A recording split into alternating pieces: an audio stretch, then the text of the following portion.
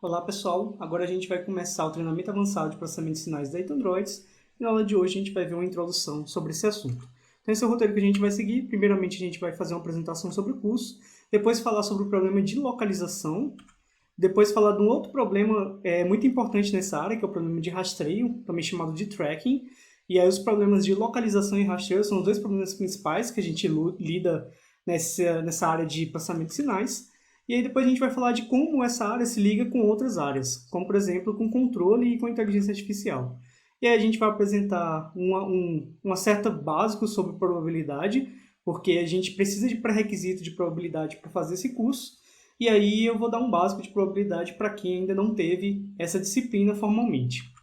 E aí eu vou falar sobre o filtro de Bayes, que é o grande filtro, ele é um filtro teórico assim, em que a gente usa ele como base para fazer os filtros que realmente conseguem funcionar na prática. E aí finalmente dar algumas conclusões. Agora fazendo a apresentação do curso, primeiramente falando sobre o estilo do curso. Então o processamento de sinais em si, ele tem uma matemática bem pesada, tá?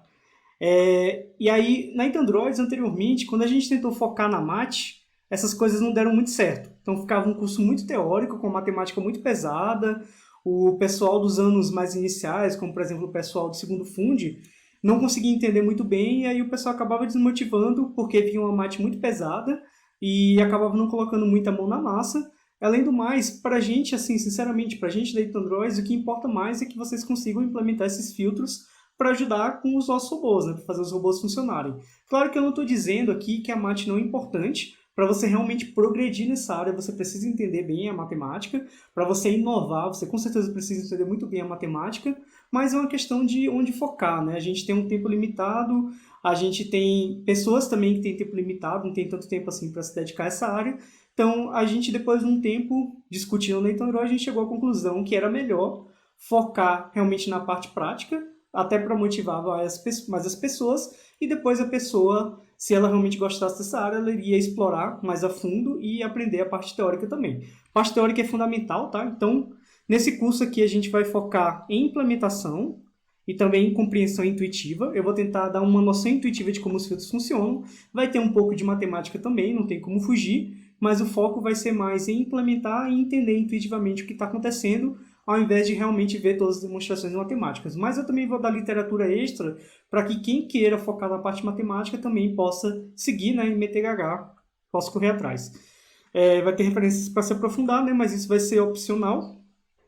E tem vários laboratóriozinhos, ou seja, cada aula vai ter uma listinha de mate ou um laboratório, e esses labs eles são fundamentais para o aprendizado de vocês, tá? Então, realmente o foco dessa disciplina aqui, o jeito que ela foi pensada, é não para focar na parte teórica, não focar nas aulas, as aulas é só para dar uma base para vocês. Essa primeira aula ela vai ser um pouco mais longa, mas as próximas aulas elas vão ser super curtas, porque a intenção é simplesmente dar uma base para que vocês consigam fazer o laboratório. Então, na verdade, essa é uma disciplina de labs, tá?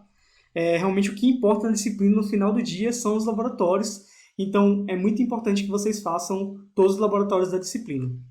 E o estilo do lab, ele tem um certo código base, que eu já implementei.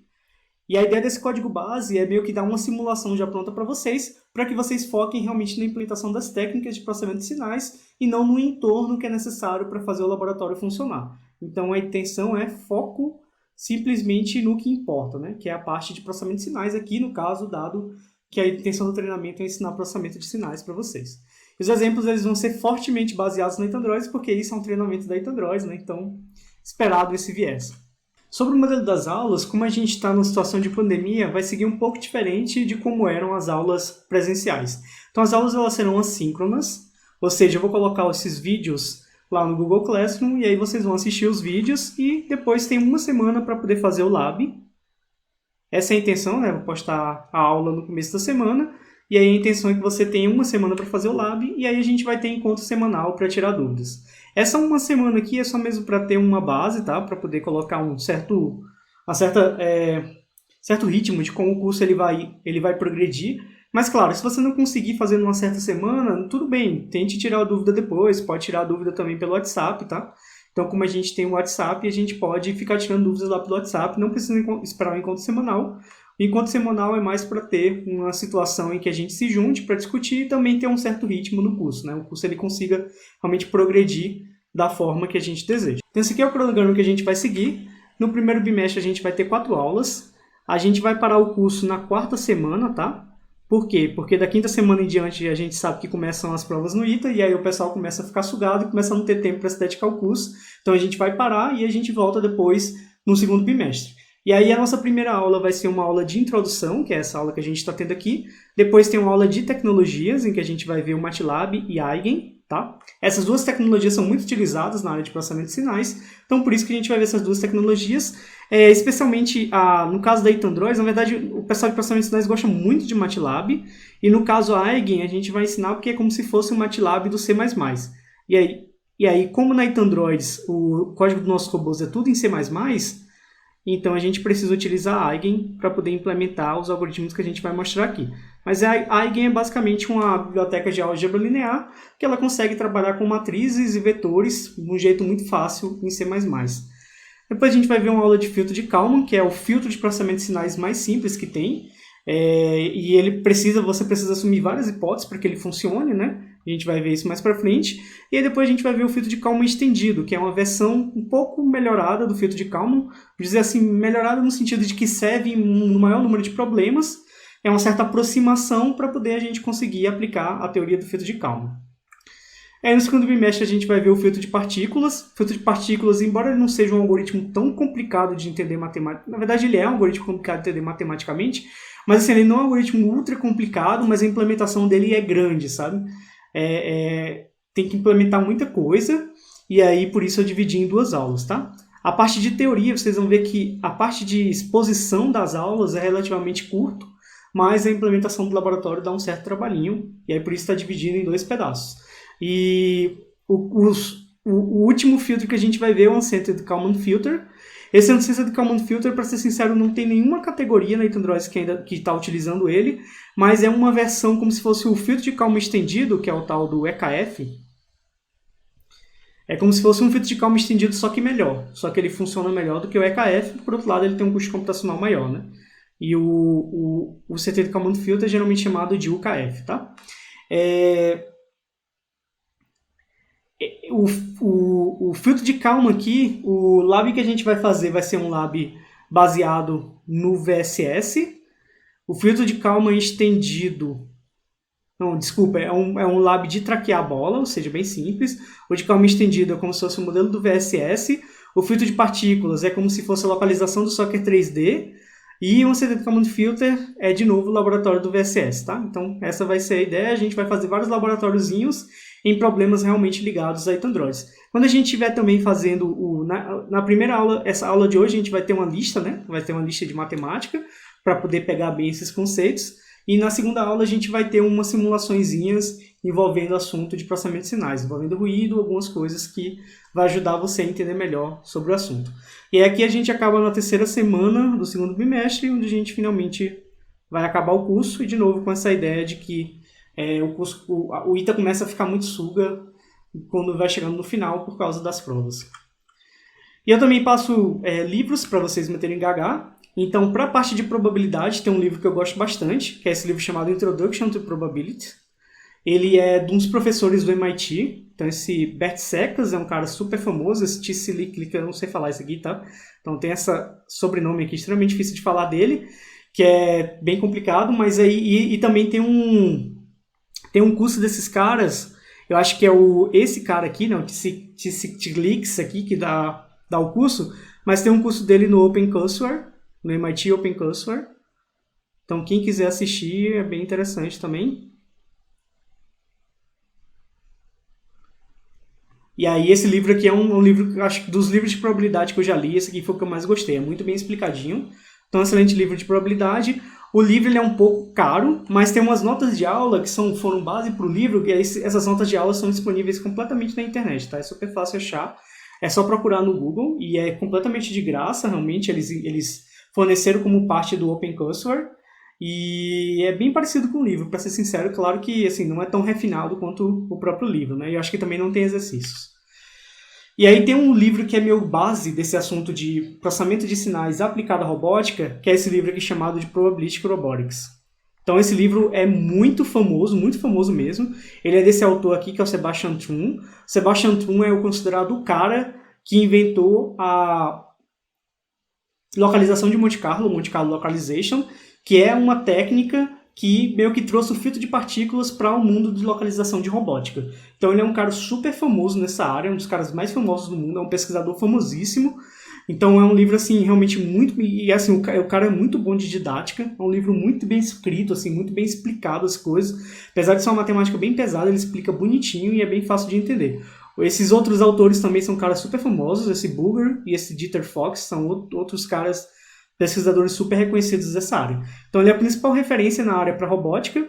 É formal, mas não tanto, tá? Ele tem todas as demonstrações e tal, ele é bem formalzinho, todas as equações bem feitinhas, mas assim, não aquele ponto de começar a ficar meio chato. Eu acho que ele é formal assim num nível que para engenharia é um formalismo adequado, assim. E ele é muito bem escrito e fácil de entender, tá? É um livro que realmente eu recomendo bastante vocês darem uma olhada nele. Tem um outro livro que é o Optimal Filtering. Esse é um livro muito famoso também, principalmente acho que o pessoal de aeroespacial utiliza bastante ele. E ele o pessoal geralmente conhece como Anderson e Moore, né? Tipo, são os dois autores. Esse é um bom livro para a parte de filtro de Kalman e ele é um pouco mais formal do que o Probabilistic Robotics. E aí tem um outro livro que é de um professor do ITA, é um professor que é especialista nessa área, um cara também excelente, um pesquisador super reconhecido no mundo inteiro dessa área. E esse livro dele é um livro também bem reconhecido, é um livro bem mais formal do que os outros, ele é bem focado na parte matemática.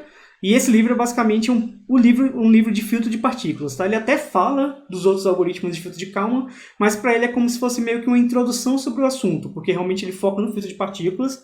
O filtro de partículas é um filtro mais novo e mais complicado do que o filtro de Kalman, mas ele serve numa gama maior de problemas, tá? Daqui a pouco vai ficar mais clara a diferença entre esses filtros, mas é basicamente isso. Ó. Eu acho que meio que já deve ter ficado claro para vocês que processamento de sinais é filtro de Kalman e versões modificadas do filtro de Kalman, como o EKF e o UKF, e o filtro de partículas. Esses são basicamente os filtros principais que realmente funcionam muito bem na prática. Esse livro do Marcelo Bruno, ele é muito formal, tá? Então é uma mate assim, bem pesada, bem formalizada, tudo bem, bem certinho. Se vocês conhecerem o Marcelo Bruno, vocês vão ver que esse é o estilo pessoal dele, né? Ele é um cara bem matemático, mas assim, também é um livro excelente e eu já ouvi falar até de universidades estrangeiras que adotam esse livro nos seus cursos. Cursos do ITA. Então tem um curso de nivelamento que o Olinha, da T16, ele foi ex-membro da ITA Androids. Então, o Olinha, da T16, ele fez esse curso quando ele deu a parte de processamento de sinais da ITA Androids, e ele é meio que ele ensina a parte de pré-requisitos, tá? Então ele foca mais na parte de probabilidade mesmo. Então se você estiver tendo dificuldade para entender esse curso, estiver achando a parte de probabilidade muito difícil de entender, realmente assim impossível, vocês podem assistir o curso do Olinha para poder pegar uma base de probabilidade e finalmente tentar entender esse curso. Mas sinceramente, eu acho pessoalmente que é opcional, claro que cada um tem seu estilo, né? Eu acho que dá para levar muita coisa no macaco e aprender mais a parte de implementação, de engenharia. Não estou dizendo que entender a matemática a fundo não é importante, tá? Não entendam a mensagem de forma errada, mas assim, eu acho que pensando no foco do curso, que é a parte de implementação, a parte prática, dá para levar entendendo as coisas mais ou menos, meio no macaco, e aí no futuro vocês se dedicam realmente a pegar a parte aprofundada. O meu medo é assim, não que o curso do Olinha é um ótimo curso, o Olinha é um cara super dedicado, um cara que se destacou bastante na ITA Androids, e com certeza ele fez um curso de ótima qualidade. O meu medo é você ver que é uma coisa assim que vai gastar muito do seu tempo para poder aprender esse nivelamento e aí depois acabar desistindo do curso. Então, assim, eu estou recomendando aqui, mas com um certo cuidado. Não estou dizendo que ele é um pré-requisito que você tem que fazer necessariamente, mas assim, se você quiser se aprofundar nos pré-requisitos antes de pegar o curso, pode ser uma coisa interessante também, se você quiser também realmente dedicar bastante tempo a esse curso de processamento de sinais. E aí tem a matéria de Mock 13, né, que todo mundo faz no FUND, é uma matéria de probabilidade estatística. Ela é uma base de probabilidade e é uma base que eu considero suficiente para você já conseguir acompanhar esse curso de processamento de sinais. Então, o professor Marcelo Bruno, como eu falei, ele é realmente o maior especialista dessa área no ITA. Esse é o foco de pesquisa dele, que é uma área chamada de filtragem estocástica, né? Uma parte, na verdade, o processamento de sinais que a gente vai ver aqui focado no curso, essa parte de filtragem estocástica é como se fosse uma sub-área da área de processamento de sinais. Existem outros tipos de técnicas de processamento de sinais também, mas que a gente não vai ver porque não é tão importante assim para a robótica, e a gente tem um tempo limitado aqui, né? Então a gente vai focar no que realmente é mais importante para o contexto da ITA Androids. E aí o professor Marcelo Bruno, ele dá uma matéria chamada Sinais e Sistemas Aleatórios na graduação. Essa é uma matéria obrigatória para eletrônica. E aí, para as pessoas como eu, que fiz computação e não tive essa matéria, ou então pessoas da mecânica, ou da aeronáutica, ou da aeroespacial, ou da civil, que não vão ter essa matéria obrigatória, existe uma versão dela de pós-graduação que é chamada de processos estocásticos, que é a ET 236. Então, essas matérias aqui, elas basicamente dão a base de probabilidade de processos estocásticos e o foco é bem matemático, tá? Como eu já falei, o estilo do professor Marcelo Bruno, né? São matérias bem matemáticas, mas, assim, professor excelente, tá? Realmente, eu adorei, eu não fiz os sinais de sistemas aleatórios, que eu não fiz eletrônica, né? Eu fiz computação. Então, eu fiz a versão da pós-graduação, que é processos estocásticos, assim, matéria excelente, professor excelente, professor que tem um entendimento desse assunto muito profundo. Realmente ele entende isso a fundo, fundo, fundo mesmo, assim, sabe? Cada coisa do assunto, e eu achei uma matéria excelente.